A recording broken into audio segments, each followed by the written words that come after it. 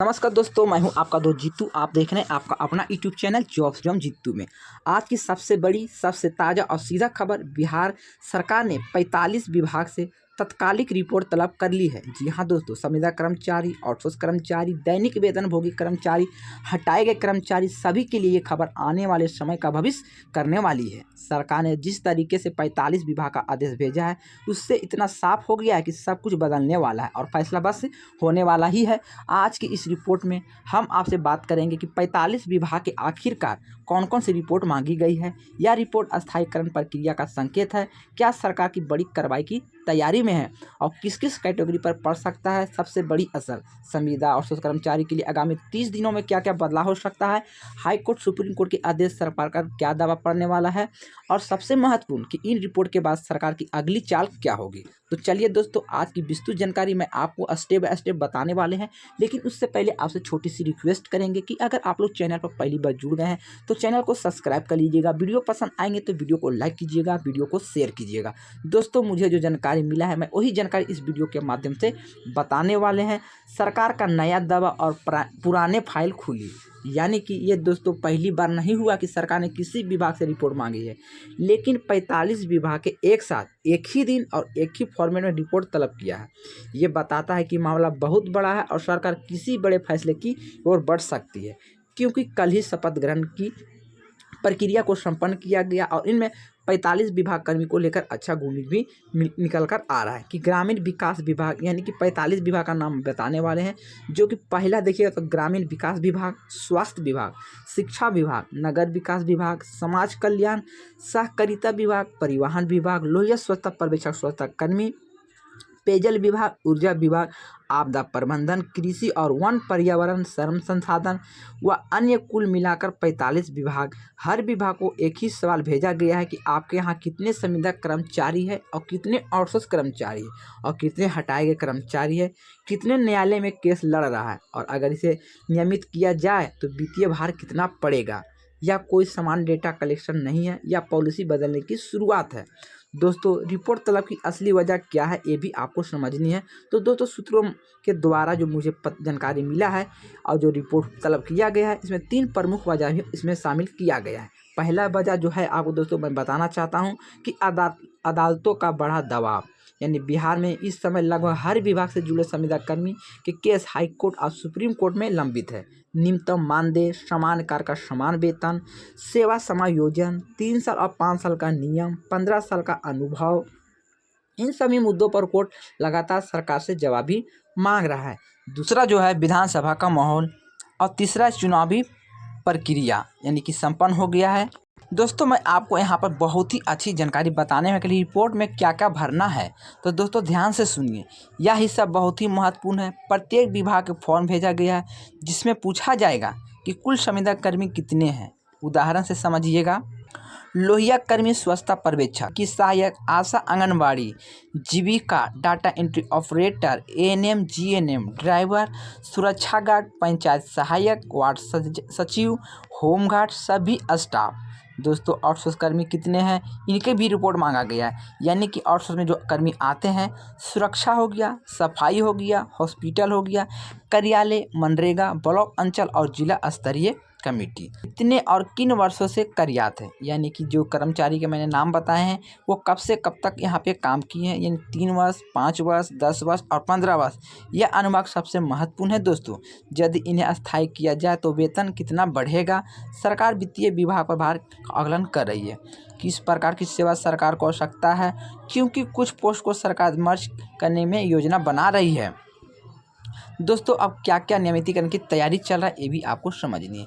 दोस्तों, अब सबसे बड़ा सवाल है कि क्या रिपोर्ट तलब नियमितीकरण की दिशा में बड़ा कदम हो सकता है। मेरे पास जो इनपुट है और जिनमें दस्तावेज की चर्चा है उनके अनुसार इसका जवाब है हाँ। यह तैयारी उसी दिशा में है। रिपोर्ट में सरकार 3 मॉडल पर विचार किया है। पहला मॉडल कि 3 वर्ष से अधिक वाले को प्राथमिकता, जो कर्मचारी 3 साल से अधिक से काम कर रहे हैं उन्हें पहले चरण में लाभ मिलेंगे।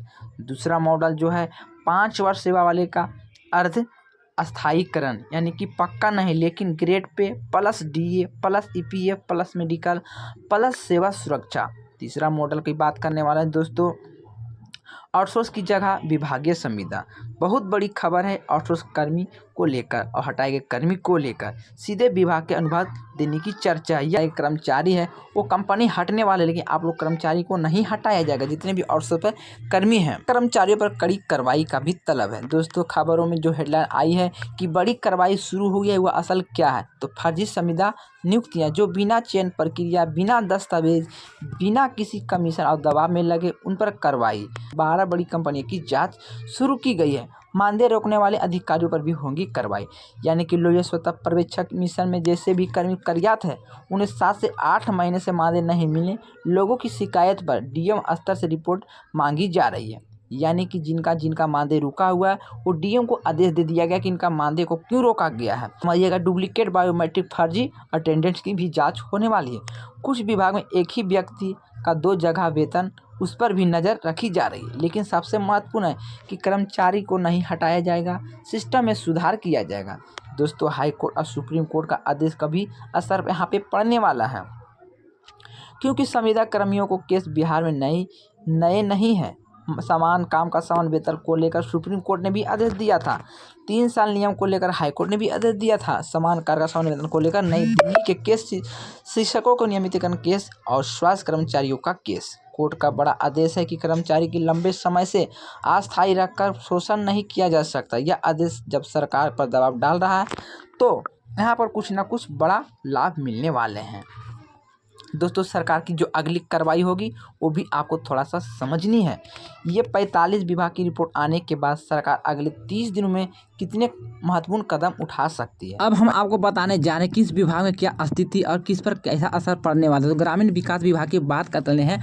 मनरेगा और तकनीकी सहायक सबसे ज़्यादा संविदा कर्मी और कर्मी यहीं पर कार्यरत है, जो कि 90% स्टाफ संविदा पर आधारित। सरकार इन्हें हटाएगी नहीं। तकनीकी सहायक केस कोर्ट में चल रहा है, उसे फैसला जल्द सुनाया जाएगा। दोस्तों स्वतः पर्यवेक्षक, स्वतः कर्मी लंबे समय से बकाया मानदेय है। बड़ी कार्रवाई की बात भी कही गई है। रिपोर्ट तलब का खास उद्देश्य है कि मिशन की संरचना बदलने वाला पर्यवेक्षक के लिए स्टेट रोल मॉडल तैयार किया जा रहा है। दोस्तों आपको यहाँ पे बताएंगे सबसे ज़्यादा स्थायीकरण की संभावना NHM मॉडल पर बताया जा रहा है, जो कर्मियों की बड़ी फायदा मिलने वाला है। सरकार इन्हें हटाएगी नहीं, बहुत ज़्यादा इनको फायदा भी देंगे। सरकार की जो रणनीति है दोस्तों, 2 तरफा लाभ मिलने वाला है। सरकार एक ऐसा मॉडल बना रही है जिसमें कर्मचारी खुश रहे, कंपनी पर निर्भरता कम हो, कोर्ट की संतुष्ट हो और विपक्ष भी शांत रहे, विपत्तीय भार भी नियंत्रण रहे। यानी कि अस्थायीकरण का हल्का रूप प्लस बेहतर वेतन प्लस सुरक्षा प्लस ग्रेड पे सभी को मिलने वाले हैं। दोस्तों संविदा कर्मी को लेकर क्या उम्मीद रखी जा सकती है? सरकार अब संविदा कर्मचारियों को हटाने वाली नहीं है। काम रुक जाएगा, व्यवस्था ढह जाएगी, लेकिन सरकार के नियम बदलने वाली है। सभी को नई यूनिफॉर्म नीति भी मिलेंगे। 3 साल 5 साल वाले को सबसे ज़्यादा फायदा मिलेगा। आउटसोर्स कंपनी को हटाएगी नहीं, कर्मचारी के रूप में रखे जाएंगे। विभागीय अनुबंध और हेल्थ कार्ड और ग्रेड पे भी मिलेंगे। इनकी संभावना बहुत ही अधिक है। दोस्तों अगले 30 दिनों में क्या क्या फायदा होंगे आपको रिपोर्ट की स्क्रूटनी वित्त विभाग में चर्चा चल रही। कभी नोट तैयार किया जा रहा है, नीति मसौदा तैयार किया जा रहा है, विभाग में पेश करने की तैयारी है और बड़ा फैसला भी आ सकता है। तो दोस्तों बिहार के संविदा कर्मचारी आज सबसे बड़ी मेहनत कर्मचारी माने जाते, सबसे ज़्यादा बोझ उठाने वाला कर्मचारी माने जा रहे हैं। और इसका रिपोर्ट 45 विभाग के डेटा तलब किसी भी समान आदेश का हिस्सा नहीं है। यह संकेत है कि अब सरकार एक बड़ी ऐतिहासिक नीति लाने की तैयारी में। हो सकता है फैसला आने में 1 महीना लगे, लेकिन दिशा साफ है। अस्थायी व्यवस्था खत्म होगी, नियमन आधारित व्यवस्था शुरू होंगे। और जैसा कि हम हमेशा कहते हैं कि jobs John Jeetu YouTube channel सबसे पहले, सबसे सही और सबसे निष्पक्ष खबर पहुंचाने में हमेशा आपके साथ रहते हैं। तो सोचिए वो छोटी सी जानकारी आप सभी को लेकर था, तो मैंने सारा जानकारी, सारा इन्फॉर्मेशन इस वीडियो कवर कर दिए। फिर भी कोई जानकारी छूट गए, बोलने में मिस्टेक हो गए तो आप अपना छोटा भाई समझ के क्षमा कीजिएगा, क्योंकि इस बार सरकार आप सभी को बहुत ज़्यादा लाभ देने की तैयारी में है। तो दोस्तों मिलते हैं नए वीडियो में नई अपडेट के साथ। जब तक के लिए goodbye, thanks for watching.